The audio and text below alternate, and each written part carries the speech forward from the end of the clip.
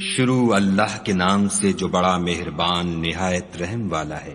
اے محمد صلی اللہ علیہ وآلہ وسلم، جو کپڑے میں لپٹ رہے ہو، رات کو قیام کیا کرو مگر تھوڑی سی رات، یعنی نصف رات یا اس سے کچھ کم یا کچھ زیادہ، اور قرآن کو ٹھہر ٹھہر کر پڑھا کرو۔ ہم ان قریب تم پر ایک بھاری فرمان نازل کریں گے۔ کچھ شک نہیں کہ رات کا اٹھنا نفس بہیمی کو سخت پامال کرتا ہے، اور اس وقت ذکر بھی خوب درست ہوتا ہے۔ دن کے وقت تو تمہیں اور بہت سے شغل ہوتے ہیں، تو اپنے پروردگار کے نام کا ذکر کرو اور ہر طرف سے بے تعلق ہو کر اسی کی طرف متوجہ ہو جاؤ۔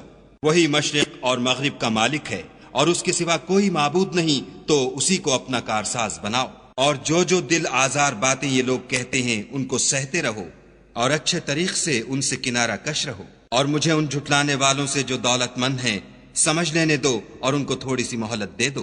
کچھ شک نہیں کہ ہمارے پاس بیڑیاں ہیں اور بھڑکتی آگ ہے، اور گلو گیر کھانا ہے اور درد دینے والا عذاب ہے۔ جس دن زمین اور پہاڑ کانپنے لگیں اور پہاڑ ایسے بھربھرے گویا ریت کے ٹیلے ہو جائیں۔ اے اہل مکہ، جس طرح ہم نے فرعون کے پاس موسیٰ کو پیغمبر بنا کر بھیجا تھا، اسی طرح تمہارے پاس بھی محمد صلی اللہ علیہ وآلہ وسلم رسول بھیجے ہیں، جو تمہارے مقابلے میں گواہ ہوں گے۔ سو فرعون نے ہمارے پیغمبر کا کہا نہ مانا، تو ہم نے اس کو بڑے وبال میں پکڑ لیا۔ اگر تم بھی ان پیغمبر کو نہ مانو گے تو اس دن سے کیوں کر بچو گے جو بچوں کو بوڑھا کر دے گا، اور جس سے آسمان پھٹ جائے گا، یہ اس کا وعدہ پورا ہو کر رہے گا۔ یہ قرآن تو نصیحت ہے، سو جو چاہے اپنے پروردگار تک پہنچنے کا راستہ اختیار کر لے۔ تمہارا پروردگار خوب جانتا ہے کہ تم اور تمہارے ساتھ کے لوگ کبھی 2/3 رات کے قریب اور کبھی آدھی رات اور کبھی تہائی رات قیام کیا کرتے ہو، اور خدا تو رات اور دن کا اندازہ رکھتا ہے۔